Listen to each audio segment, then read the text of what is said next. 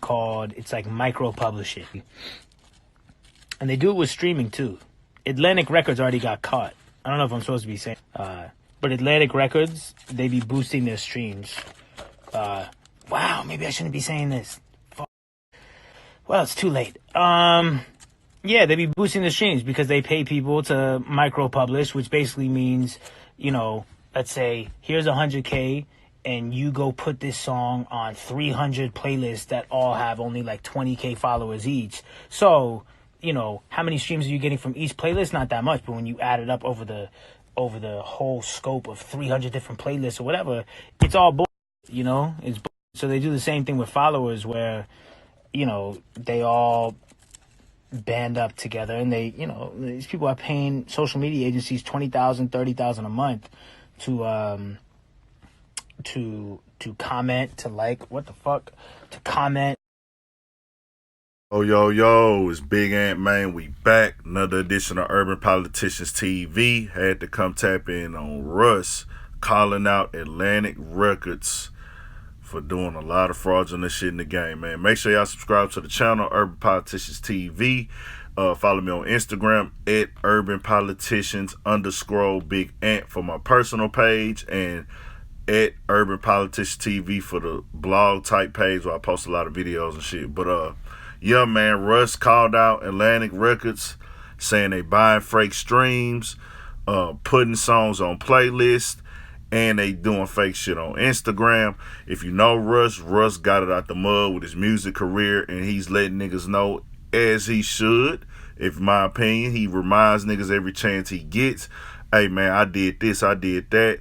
I grinded the hard way. Y'all niggas ain't grinding like me. Basically, it's one of those pride things, man. And I know where he coming from with it. You know what I'm saying?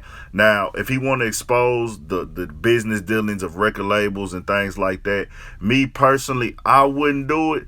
I would give people advice on how to move around that shit on a personal level, or give it to the game in a certain manner, saying, hey, don't buy fake streams. Don't buy these, fake looks and fool the fans, because it won't last in the long run. But, going directly at like an Atlantic Records saying that, hey, man, they putting these things in place to buy fake comments, different playlists. So once people click the playlist, that's automatically a stream for the artists on their songs, which this is no secret, man. A lot of people know this. The person who's just not the average music consumer understands this is a part of the game when you talk about getting into the major business. Basically, when you get into the major record labels, all they doing is pushing a button. Like, hey, we got an artist over here. He got a buzz. We'll monetize it. Press the green button to push it. They're going to make sure it gets seen. They're going to make sure your Instagram followers go up. They're going to make sure you get exposure in the markets that you need to be in. But at the end of the day, like Russ is saying, you can't force these people to buy concert tickets. You can put them to them. You can advertise them to them. You can spend all this money on the artist. But if the people are not buying into it, it's eventually gonna fold. The person will have, you got niggas with millions of followers on Instagram who can't sell out a small venue, like Russ said. It's people out here, they got all these followers, all these, views on YouTube or whatever and things like that. But when it comes to doing a concert, nobody comes. Nobody's there. They can't even fill out a 2,000 venue event. And that is an issue because, simple fact, as an artist, that's where you make your most money at. You know what I'm saying? You make your most money off your concerts and your shows.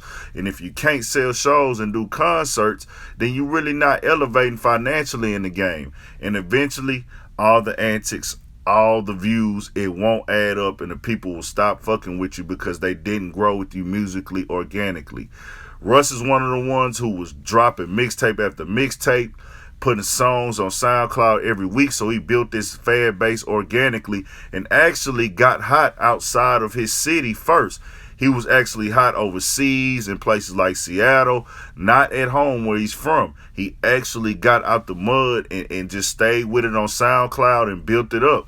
Now, a lot of people don't like Russ because he spills these facts, but hey, facts make you live better. Facts make you sleep better. Subscribe to the channel, man. Urban Politicians TV.